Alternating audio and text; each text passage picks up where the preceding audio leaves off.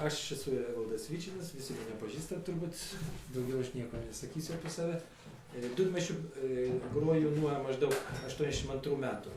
Dabar jau ryškiai gal neprisimenu, gal tai buvo 2, gal 3 metai. Pradėjau estiškų dūdmaišių, kurį išmainiau su Karaška į smuiką.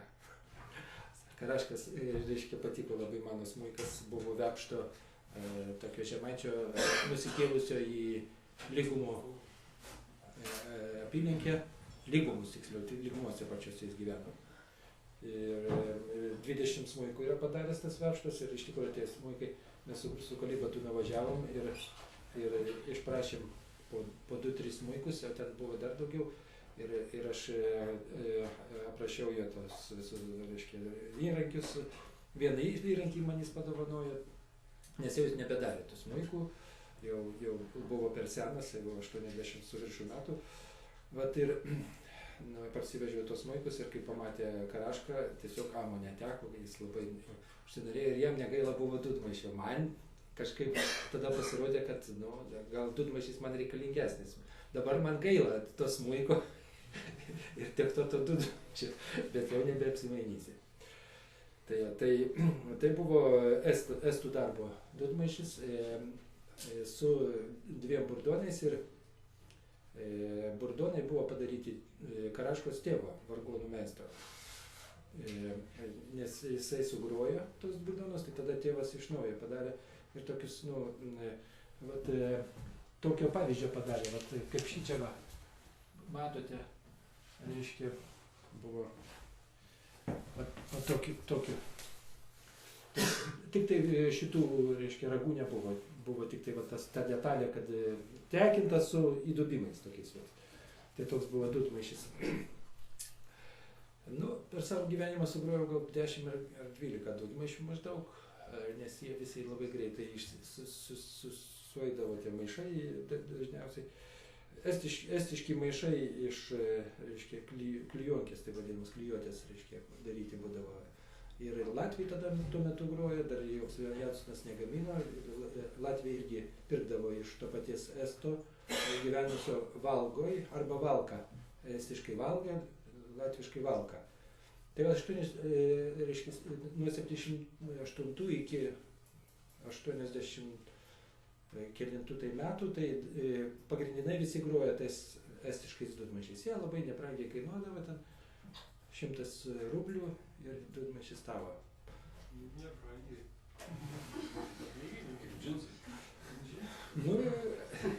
Smuiko tikrai gaila už tokią kainą. Ir tada smuikas brangiau buvo. Bet kai aš jų daug turėjau, tai kažkaip iškeičiau ir išmokau dūdmaišių. Bet aš iš karto buvau nepatenkintas tuo instrumentu. Ir dabar nematau, kurio galėčiau būti patenkintas ir dabar. Nes iš tikrųjų, kai žmogus suvoki, ko tu nori, tai ieškai pagal save instrumento. Tai tas paieškos yra. Ir padariau paskui vėliau pats tokius 5 instrumentus. Tai supratau, darydamas, kaip tas viskas turi būti padaryta ir tas visos detalės ir visa kita. Paskui, reiškia, jeigu taip prisiminti, reiškia, tą visą, kadangi aš turbūt daugiausiai esu girdėjęs ir liudininkas esu šitų, tai čia kabo, reiškia, ir Žygas, ir Kirka, kaimiečiai, kurie, taip sakant, paskutiniai arba, kaip ir galima pasakyti, priminti, reiškia, miestiečių, ištraukė tos instrumentus. Šiaip jau jis buvo miręs. Instrumentas tikrai nei Žygas, nei Kirka čia pats nebūtų niekada nei grojęs, nei nieko. Iš Žygo instrumentas buvo atimtas dar prieš karą Dovydaičio. Ir va čia, reiškia, tas straipsnis kabo ant sienos. Aš čia turiu knygai. Tai važiuodamas į Ignaliną į ekspediciją, Dovydaitis išprašė iš, reiškia, Čiurlionio muziejaus tą instrumentą ir atvežė Žygui ir įrašė 3 melodijas. Tai yra 62 metai, ar ten kelinti, neatsimenu dabar. Maždaug apie tą laiką, čia, reiškia, 6 metai išleista, o ekspedicija buvo anksčiau. Bet tai žygo istorija. Žygą paskui aš irgi užrašinėjau kaip smuikininką. Ir aišku žinojau, kad jis dūdmaišininkas. Atvežiau dūdmaišį savo. Ne, sako, nepūsiu, negrosiu. Sako, aš jau nebeprisimenu. Nu, negrosiu. Tai sakau, smuiku pagrokit tas melodijas. Ir jis man pagrojo smuiku. Reiškia, tas pačias ir vieną kitą, reiškia, kitokią melodiją pagrojo.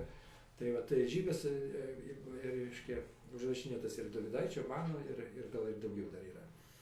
O Kirką irgi esu liudininkas, rinkome Kuktiškėse folklorą, ekspediciją apie 86 gal 5 metus.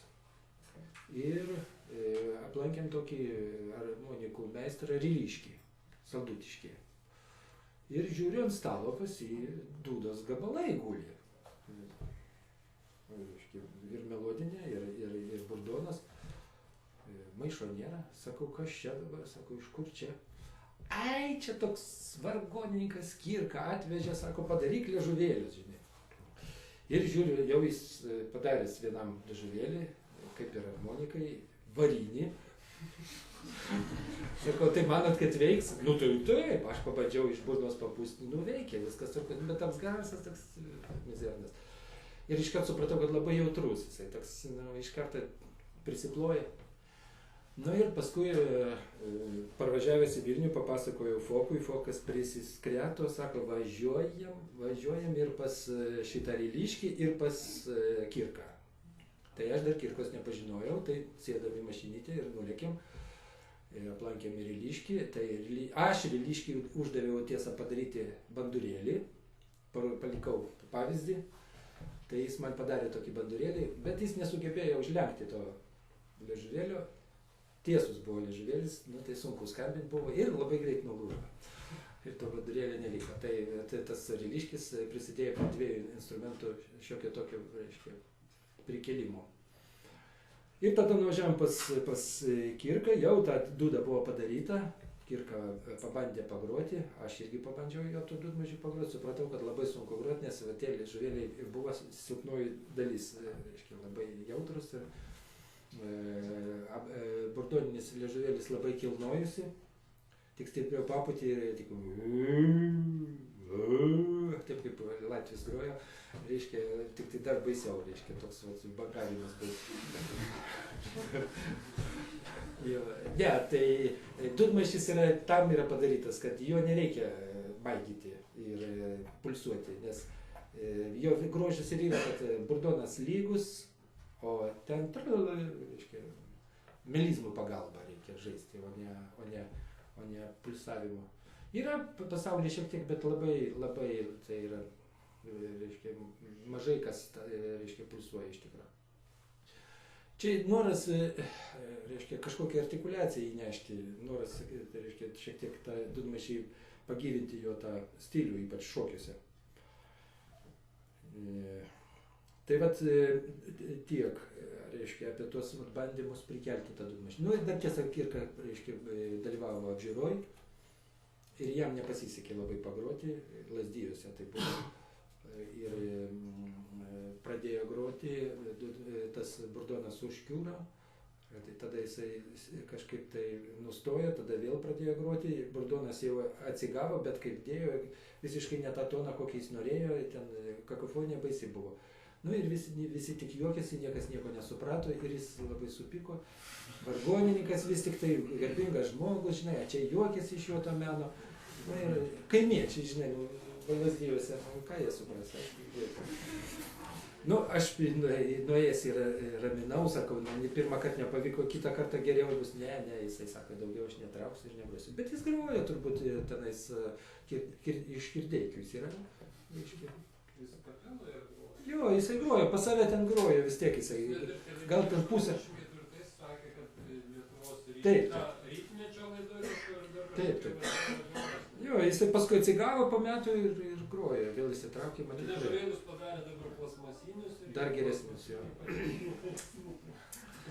Tai taip, kad iki tol dar, jeigu prisiminti anksčiau už šitos vat bandymus, aišku, ne už Ginučių žygą, bet anksčiau dar yra Lietuvos ansambliui buvo darytas dūdmaišis, Bartusevičiaus knygoje yra ta nuotrauka, galite pasižiūrėti. Ir to Lietuvos ansamblių, reiškia, dūdmaišių grojo ir Karaška, ne Karaška, o tiksliau Burkšaitis Ratilių ansamblyje. Tai buvo maždaug 78, 9, 80 metais, tai patys ankstyviausiai, reiškia, bandymai dūdmaišiai atgaivinti. Dabar grįžkim aplamai, kas tai per instrumentas ir kaip jis, sakykime, atsirado iš viso Europoje ir pasaulyje. Instrumentas nėra plačiai paplitęs, turiu iškart galiu pasakyti. Tai ne taip, kaip, sakykime, visi kiti instrumentai. Jis žinomas tik tai Europoje, Azijos dalyje ir Šiaurės Afrikoje.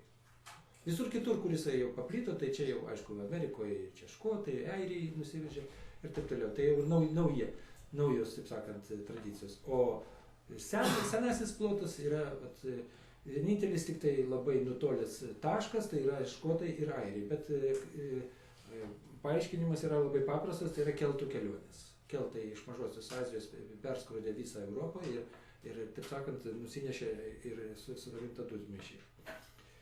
Manoma, kad vis tik tai išrastas arba pirmiausiai pasirodys yra graikų Mažojoje Azijoje. Graikų teritorijose, ne turkiškose arba ten ne persiškose, bet Mažosios Azijos Graikijos kolonijose.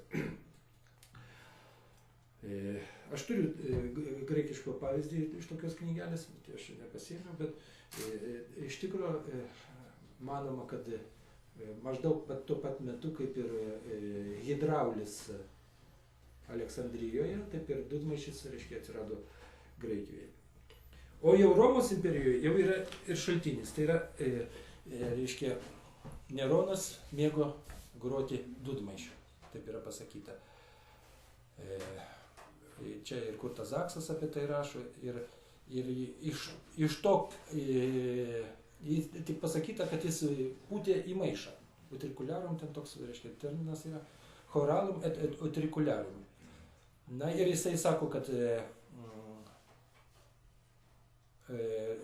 davė priesaiką, jeigu išlaikysiu galią, tai sekančiam, reiškia, tam, reiškia, vaidinime grosiu odinių maišų.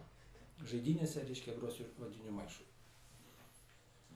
O sekantis jau paminėjimas yra Dionas Chrizostomas, graikų rašytojas, ir jis rašo, kad birbinę pūtė ne burna, bet pasikišęs maišą po pažasčiai, žymiai daugiau yra pasakyta. Bet tai pirmieji šaltiniai. Aišku, kol papuola į šaltinius, instrumentas dažniausiai būna žinomas anksčiau.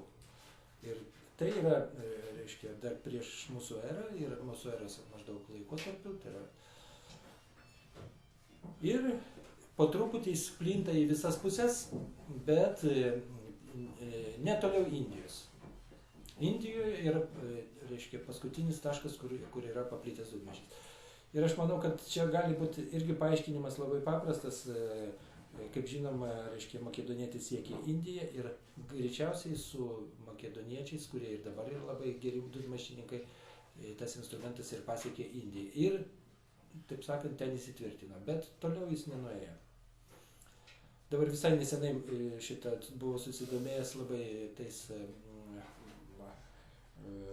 kafirais, taip vadinamais, Pakistane žmonės, kurie likę yra nuo makedoniečio laikų ir turi mėlynas akis ir geltonus plaukus, baltus, tai reiškia baltaplaukiai, geltonplaukiai mėlynakiai ir dargi, reiškia, ožius aukoja, lygiai taip pat kaip, reiškia, makedoniečio laikais. Tai greičiausiai, bet jie dūdmaišių negroja, jie groja zurnomis. Tai reiškia, zurna tai tas pats dūdmaišis, tik tai reikia dviejų žmonių. Vienas pučia, reiškia, burdoną, o kitas groja melodiją. Ir reiškia, tas toksai ansamblis paplitęs yra visoje Viduržemio jūros ir aišku ir Juodosios jūros baseine. Tai yra zurnos tos, reiškia. Tai yra aulosai senoviniai graikų, taip sakant, o paskui, reiškia, jau virsta jie zurnomis. Tie aulosai buvo pučiami irgi nepaprastai, jie būdavo pučiami su tokiais pakinktais, kad labai sunku buvo išlaikyti žandus, tai užsikabindavo čia tokius pakinktus. Tai va, matyti iš šito ir eina dūdmaišis. Iš šito aulosų, reiškia, instrumento, aulas lietuviškai reikėtų sakyti. Va, iš šito instrumento eina dūdmaišis. Ir dar kitas instrumentas, tai yra šaltinis, tai yra Egipte ir Mesopotamijoje dvigubi klarnetai. Kada du klarnetai, reiškia, vienas burdoninis, kitas melodinis ir sudedami į burną ir pučia nenutrūkstamai. Nereikia maišo. Žandai yra maišas. Tuo metu, kai nosim ima orą, iš žandų paima orą ir reiškia, nesigirdi, kad jisai atsikvėptų. Tai taip groja dabar sardinai ir net ne dvigubų, o trigubų. Tai yra leonados vadinasi instrumentas. Tai toks dvigubas klarnetas buvo Egipte, buvo Mesopotamijoje ir ypač Egipte. Ir dabar taipogi tas instrumentas yra gyvas. Tai vat yra šaknis šito instrumento. O paskui, aišku, vat jau, kad palengvinti, kad vis tik tai ne kiekvienam pavyksta išmokti tos technikos žandų, reiškia, to putimo. Tai matyti sugalvojo maišą. Ir aišku, tose šalyse jisai paplitęs, kur vynininkystė, čia vėlgi, reiškia, kaip žinote, ir ispanai ir dabar žaidžia tokį žaidimą turi, kad geria iš maišo burdiuką, kaip mes vadinam, ir graikai tą mokėjo, ir aišku, Kaukaze, ir visose tose šalyse, kur buvo reikalingi tie maišai vynui, tai aišku, kad yra ir dūdmaišis. Ir Turkijoje, ir visose tose šalyse tikrai galima atrasti tokį dėsningumą. Na ir po to po truputį, aišku, jis eina į šiaurę. Su keltais labai greitai jis, aišku, ėjo į šiaurę ir keltai po truputį, reiškia, per vidurio Europą pasiekė, kaip žinot, Galiją ir dabar, kur tik tai yra daugiausiai paplitęs karinis arba toks vat, išvystytas dūdmaišis, tai yra buvusios keltų teritorijos. Tai Bretanija Prancūzijoje, Galisija Ispanijoje, Airija ir Škotija. Tai va, ten dūdmaišis, tarp kitko, yra visur su dvigubu liežuvėliu, tai yra obojaus tipo. Greičiausiai čia keltų išradimas ir jie iš karto tokį buvo pasidarę. O visur kitur, matyt, buvo piemenų instrumentai, kaip tipo, kaip birbinės, ir jie tiesiog vat, pritaikė tuos piemenų instrumentus šitam vat, instrumentui, taip sakant, vat, čia vietinė tradicija. Ir vietinė tradicija iš tikrųjų Lietuvoje yra dūdmaišis su viengubu liežuvėliu. Tai yra, čia buvo minėta, kad du tipai, reiškia, kaip galima padaryti viengubo liežuvėlį. Ankstesniai, aišku, yra idioglotiniai, taip vadinamas tipas, kada iš nendrės išskeliamas liežuvėlis ir jisai virpa. O kitas, naujesnis tipas, tai yra, kada daromas vamsdelis, skylutė, yra tos skylutės pririšamas liežuvėlis. Tai yra heteroglotinis tipas. Tai, aišku, kad senesnis yra idioglotinis, jis tylesnis yra instrumentas iš karto. Mat, ką Jonas Tumasonis groja, tai aš savo laiku irgi buvau pasidaręs tokį ir grodavom, ir mes labai gražiai grodavom su juškų dainomis, reiškia, dūdmaišis, smuikas, kanklės ir ani kiek dūdmaišis neišsišokdavo. Ani kiek, jisai tiesiog vos girdėdavosi, kaip bitutė zirzdavo taip gražiai. Bet labai kaprisinga, mes darydavom, aišku, iš lietuviškos nendrės, ta lietuviška nendrė nelabai tinka, labai sunku iš jos padaryti, tokį precizišką. Dabar, kaip žinau, niekas nesivargina, siunčiasi iš Ispanijos tos, reiškia, liežuvėlius ir jie veikia puikiai. Beje, ir škotiški, ir airiški liežuvėliai visi yra ispaniški, kiek aš žinau. Ir dabar ir švedai jau, reiškia, irgi nesivargina, irgi siunčiasi iš Ispanijos. gaita ispaniška. Jeigu taip pasižiūrėti, kaip vadinasi visoje Europoje, tai vyrauja rytų Europoje dūda, ir lenkai, ir čekai, ir dūdai. Ir dūdai tai yra ne tik tai, kad instrumentas, bet ir pats muzikantas. Ir pas mus, pavyzdžiui, jeigu pasižiūrėsit į telefonų knygą, dūdų yra va tiek va Lietuvoje. Taip kad ir Lietuvoje instrumentas vadinasi ir dūda, ir žmogus va dūda. Sako dūda. Kitas va, cimbalas. Yra pavardė ne cimbalistas, yra ir cimbalistas, bet cimbalas. Arba skripka. Muzika. Tokie, reiškia, pavardės, reiškia, gali būti. Tai, taip sakant.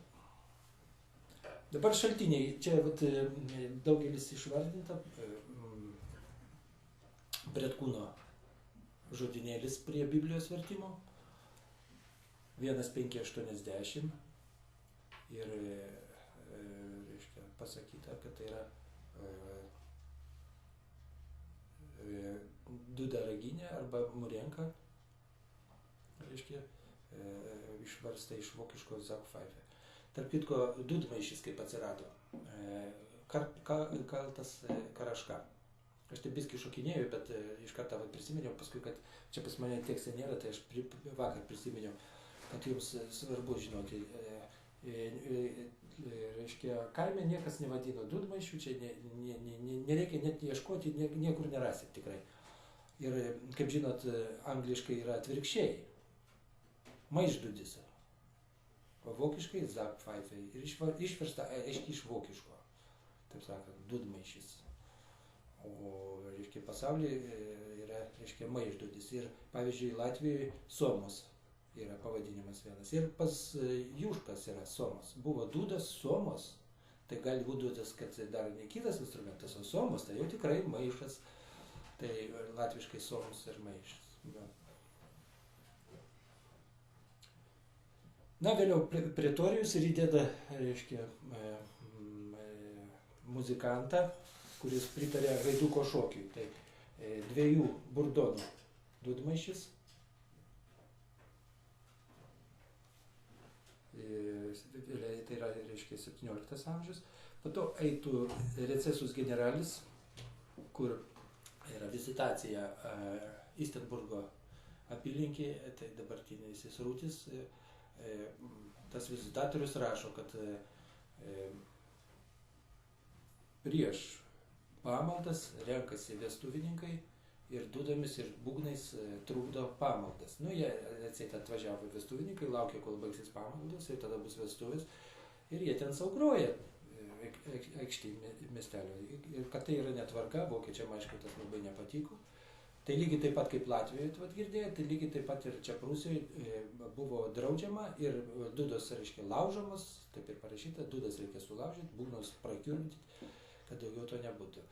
Antras toksai draudimas yra iš vėlesnių laikų, tai yra iš Jekaterinos antrosios, kad irgi Turgaus aikštėse renkasi šimtais valkatų ir groja dūdomis, reiškia, o tai būdavo iš tikro Elgetos irgi mėgdavo nešiotis tą instrumentą.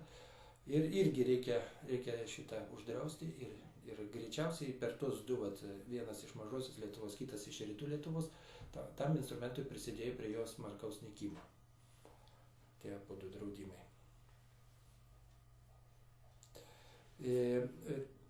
Toliau, reiškia, LDK Žygimanto laiške Oršo seniūnui, kunigui Odincevičiui, minimi dūdoriai meškininkai, kurie turi būti apmokestinami. Čia yra ankstesnė žinutė negu net Bretkūno, tai yra 1.5.5.5, čia iš Lietuvos statuto yra. Apie tai, kad negalima, taip kaip dabar, pavyzdžiui, Pilies gatvėje groti, reiškia, nesusimokėjus, reikia magistratui susimokėti, tada eit groti. Tai va, tai čia šitas labai svarbus yra, nes paskui meškininkai išlenda ir vėliau, kaip, reiškia, šokdinantis pagal dūdos melodijas. Iš XIX amžiaus Jucevičius labai gražiai prašo, vadina Ruska dūda, todėl kad ta gubernija, reiškia, jau kaip ir, reiškia, jau šalia Baltarusijos, arčiau Baltarusijos sienos, Švenčionių, Ašmenos apskrityse, Ašmenos tai dabar jau grinai Baltarusija, tai yra Smurgonis, Gervėčiai, reiškia, ta vieta yra. Ir visoje Gardino gubernijoje sekmadieniais ir šiaip šventadieniais pasigirsta karčiamėlės linksmai nusiteikusios meškos maurojimas. Tai Ruska dūda, muzikos instrumentas, kuris sudaro odos maišas padarytas iš veršio pilvo ir 2 mediniai vamzdžiai prie jo pritaisyti. Čia iš Jucevičiaus Litva. Na, liaudies dainuose visada liaudies dainos patvirtina, ar instrumentas gyvas ar negyvas, ir liaudies dainuose matome, reiškia, kad dūda tai yra daug tokių paminėjimų, bet kokia ta dūda ir kaip jinai konkretizuojasi, tai parodo pats dainos tekstas, labai gražų paminėjimą yra pateikęs Jurgis Dovydaitis. Tai, kaip žinot, ta daina į Alvytą, kaip važiuoja, reiškia, pirkti ten tą, ir paskui, reiškia, taip yra. Baltrui ragas, Simui ūkas, Motiejui cibukas. Visas dalis išvardytus. Arba, pavyzdžiui, reiškia, kitoj dainoj, mažas darbas dudarėlio, vienoj rankoje dudelė, antroje žaliekėlė. Tai reiškia, iš 2 dalių jau tikrai susideda, trūksta tik tai to putiklio. Arba žaliekėlė, rankoj ūkelis antroji, iš Mielagėnų apylinkės. Arba vaikų dainoj, dūli dūli dūda, šanį kelia būda, toj būdeloj ūkos, berniukas tribukas. Nu, vadindavosi tiesa, va čia visi pavadinimai, kaip vadinosi, reiškia. Tai vienas iš pavadinimų yra Labanarska dūda, bet buvo ir dūda raginė, ir ūkas, ir maišinė, ir murenka, kaip jau minėjau, tai yra mažesnė, reiškia, grosė zakvaifė ir kleinė zakvaifė pas Bretkūną yra 2 tipai tokie. Na ir kulinė. Kulis arba, reiškia, kulis tai yra akmuo didelis, arba maišas irgi, reiškia, gali būti. Tai kulinė. Kulinė dūda gali būti. Gali būti Vilniaus dūda, gali būti Labanarska dūda, bet dūdmaišio niekada nesutiksi tokio pavadinimo. Turime daug žaidimų, kur išvardiname dūdos darymo seka. Tai tas žaidimas, kaip aš prie jo priėjau. Aš priėjau irgi iš šito straipsnio, kur, reiškia, yra paminėta, reiškia, šitas žaidimas arba daina. Dūda, dūda, ko nedudoji, pakarsiu dūdelę ant žalio beržo. Dūda, dūda, ko nedudoji, dūda, dūda, ko nedudoji. Stovi dūda ant stalo, ana nori rasalo. Kad dudoriui kopūstų, tai dūdelė pripūstų. Nu, o toliau, reiškia, duosiu Petrui pupų bliūdą, tegul pučia labai dūda. Variantas šito. Tirli ir dūda, paprašysiu Gudo Jono, tegul daro dūda Ironą. Ir paprašysiu Razaliją, tegul dūda Instraiją. O Juškos dainuose 430 lietuviškų dainų numeris. Ta dūda tiesiog yra kažkoks toks mistinis daiktas. Mūsų vyras aukštas, jo kišenė išaukštas. Tyli, lyli, dūda, dūda. Meduns vidury, sako, dūdos neturi. Dūdai vietos neturėjo, pas puiką pasidėjo. Pesėjai dydį, vyrai pučia, dūda įsispyrė. Taračiuks, mažučiuks, veža dūdą ant račiukų. Kalviuks, prieteliuks, traukia dūdą, kaip beriuks. Laustys ant kampo, visas dūdas tampo. Būkša ant galo, visas dūdas valo. Škidragys, kai supiko, visos dūdos išnyko. Pavadink Bernardiną, kuris dūdas pagadina. Pavadink Joną, tosios dūdos poną. Pavadink Matuką, kuris dūdas nusuka. Siūskit Mariją į Žagarę, kad parvežtų dūdą varių. Duokit Gudui kopūstų, kad jis dūdas išpūstų. Ir taip toliau, taip toliau. Bet tai yra čia tik vidurys vienos dainos. O dar pradžioj dar ten visi žmonės išvardinti, reiškia, Velionas. Ir gale dar, čia, reiškia, trečdalis tik tai dainos. Jau minėjau apie tos ragus ir apie varių.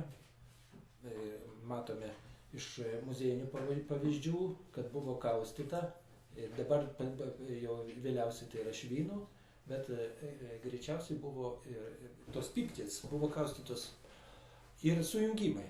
buvo metaliniai, kad kaip ir dabar, žinot, jeigu nori, kad ilgai tarnautų, labai gerai žiedukus uždėti ant galų, kad neskiltų. Tai tas matosi ir iš muziejinių pavyzdžių, ir iš šaltinių. Taip turėtų būti. Meškininkus mena posakis, numirė meška, mesk ir dūdas. Arba išsipūtęs kaip kulinė dūda, liurlina kaip gūdas dūda. O žemaičių dainoje minima veršenikė, iš kurios pasiūtas dūdos maišas. Iš žalios veršenikės pasisiuvo sau dūdutė. Juškos dainos 1532. Alsėdžiai, čia dėl to sakau žemaičių. Čia taip pat reiktų prisiminti visą vokalinių kūrinių, vokalinių žaidimų pluoštą, kuriuose pamėgdžiama dūda. Tai yra, kad daug balsų, tai yra Vilniui, buvo dūda Vilniui. Mano pranešimas taip ir vadinasi, buvo dūda Vilniui, bet neliko. Dabar mes ją bandom prikelti iš kelių melodijų, taip sakant, ir muziejinių pavyzdžių. Taigi, ir čia reiškia variantai. Nusipirksiu dūdelę, dūda Vilniui, dūdelė pavilniai. Tokia dydžio, kad reiškia melodinė Vilniui, o tad reiškia ūkas pavilniai. Vėl tokia mistinė dūda. Tokia dydžio. Dūda minima dainuose ir su kitais instrumentais. Aš neinu per miestelį, bet 3 linksmybių. Dūdos krypkos ir cimbolai, tai man 3 linksmybės. Ir ta pati daina, kuri įrašyta va čia nais, va, reiškia, ir atskrido pova, tenai kaip nuteka. Tai vienas iš tų, reiškia, variantas yra, kad už Dudorius nuteka ir dėl to blogai gyvena. Tai šiaip, reiškia, ta daina apie tai, kaip 2 gerai nutekėjo, o viena blogai nutekėjo. Už Laidoką, už Pijoką arba už Dudorius. Tai, reiškia, ir atskrido pova, pagrota žygo yra iš to krašto, reiškia, daina. Viena daina iš Ignalinos rajono buvo žygo pagriežta dūda ir jo minima dūda. Reiškia, be skrypkos negula, bet dūdas neskėlė. Taip, reiškia, sakoma. Reiškia, šitą ir taip linksmai gyveno, reiškia. Apie čia, reiškia, toks posakis. Nu, vat, tai daugmaž viską, ką aš norėjau pasakyti.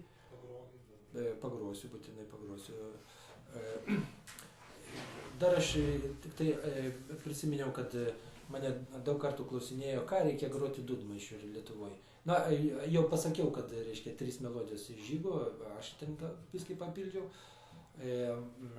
Kaip žinot, dabar išleista yra fonografo, reiškia, Lietuvos literatūros institutas Rūtos Žarskienės ir Austės Nakienės sudarytas fonografo, reiškia, kopijų. Kompaktas išleistas ir tenais yra 3 melodijos, kurias pagrojo Valdemaro tėvas. Volteris, reiškia, yra užrašinėtojas su fonografu 9 berods metai ar 11. Va, tai Volteris, reiškia, tada dėstė jiems ir Būga ir Valdemaras, reiškia, vežėsi pas savo tėvus. Būgienė dainavo, o Valdemaro tėvas pagrojo, ir Valdemaro mama padainavo, ir Valdemaro tėvas pagrojo dūdmaišiu. Aišku, tas dainas, ką padainavo Valdemarienė, tai galima drąsiai, nes jas mokėjo, aišku, ir Valdemaras, ir galima drąsiai jas groti, iš tikrųjų, iš tos fotografo. Tas įrašas 2 yra oktavos ribose, o 3 kūrinėlis be bordono ir jau 1 tonu aukščiau negu oktava. Tai būtų, reiškia, jeigu re, tai dar mi viršui. Ten yra, reiškia, in A ta dūda yra, tai yra, reiškia, niekas čia taip negroja, tai gal vienas girdėjau, reiškia, tonu aukščiau negu mes grojam. Taip groja estai ir taip, matyti, kai kurie muziejiniai pavyzdžiai skambėjo, nes išduoda labai trumpas tas vamsdelis, kad yra in A. Taip sakant, aukštesnė. Būna net ir reiškia, žygo, tarp kitko, vat, pavyzdys rodo, tai kad yra in H net. Tai vat, derinimai. Labai daug va, dabar daroma yra in re, labai daug in sol, bet galima daryti dar ir in le, ir in si. Tai tokias aukštesnės, taip sakant, dalytės. Yra jų iš tikro Europoje tikrai nemažai aukštesnių dūdų. Tarp kitko, Lenkų, reiškia, dūda yra labai aukšta ir smuikas prie jos, smuikas, kaip sako, taikosi. Kaip smuikas taikosi prie dūdas? Ogi grifą užriša, kaip gitaristai, ir tokiu būdu, reiškia, pakelia. visą tą derinimą prie dūdos. Labai keistai skamba tas toks ansamblis. Tai aišku, minima, kad buvo grojama vestuvėse, lalauninkai, kalėdotojai. Ir visas tas repertuaras, ką kalėdotojai groja, ką lalauninkai groja, ką per vestuvės groja, maršai, polkos, valsai, kadryliai, tai kas zokai net yra paminėta čia. Viskas tas, aišku, tinka. Ir čia sako, oi, man patinka minoras. Tai apie minorą reikia pasakyti, kad Švenčionių ir Ignalinos rajone minoro 60 ar 70% yra kūrinių, o visa kita yra mažoras. Arba kartais būna tam pačiam kūriniai šiek tiek ir mažoro, bet labai dažnai prasideda minoro. Jaugi toliau, bet jau, reiškia, į Zarasų, Rokiškio rajonai minoro nebėra. Tie patys kūriniai, Aleksandros, ką jūs mes žinot, reiškia, visokios meilutės ir visa kita, šituose kraštuose yra minoriniai. Ir tai nebūtinai, kad čia yra Baltarusijos paribys, aš tai žiūriu kitą dalyką, tai yra daugiau atsilikęs kraštas, daugiau konservatyvesnis kraštas. Anksčiau buvo turbūt visur daugiau minoro arba minoras kartu su mažoru. Įvairesnė muzika buvo.